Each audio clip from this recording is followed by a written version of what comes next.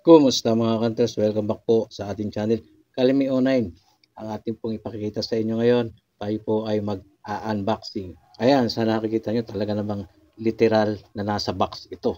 Alam nyo, galing pa ito ng Zambales. No? Medyo malayo-layo, pero mabilis lang ito nakarating sa atin. So, sasabihin ko sa inyo kung anong laman ito. Ito po ay isang set ng 10 piso, no? 10 piso BSP series coins. At obviously, makikita nyo, naka-frame. No? Kaya pag frame ang dumadating sa atin, ginagawa ko po yan talaga ng content or dire-record ko para i-video.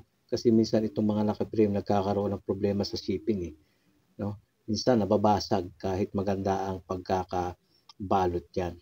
Ngayon, sana hindi. No? Ayan, nabuksan na natin at ating ilalabas sa kanyang bubble wrap. Itong isang set. Ayan, magkano na ba ang halaga ng isang set ngayon? Iba-iba kasi depende po yan sa presyo. Lalong-lalo na isang set dyan, nandyan yung hard to find at yung mga semi-hard to find, no? Hard to find 2007 at saka 2009. Tapos yung mga semi-hard to find year 2000, 2014 at 2016. Kasama yung NGC dito. Ayan, kasama yung NGC sana. Kikita nyo at mukhang may problema. Ayan ang sinasabi natin. Ayan, kita nyo naman, naka-record yung video. Bali yung frame nito mga bro ay sira. Ayan siya. Sira yung pinaka frame niya, yung pinaka bahay niya. Pero hindi naman basag yung salamin. Ayan, pero maliit na problema lang ito. Ang mangyayari dito pag ganito, hahanapan niya ng kasukat na frame para ililipat yung layout kasama yung mga coins. Ngayon, ayan kita ninyo.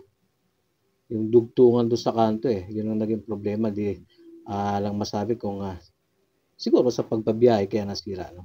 So hindi naman maapektuhan yung value ng mga coins. Kaya siyempre, yung kabuuan ng halaga nito, mababawasan yun kasi kukuha tayo ng bagong frame para ililipat itong isang set na ito. No?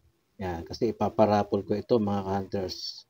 Ayan. Ngayon, bago tayo magtapos, no, balik tayo sa halaga. Itong isang set na ganito, depende sa kondisyon. Itong hawak ko siguro, naglalaro ito sa 8, no? 8,000 hanggang 10,000. Depende kasi sa kondisyon. Lalong-lalo na yung kondisyon ng hard to find, yung 2007 at saka 2009.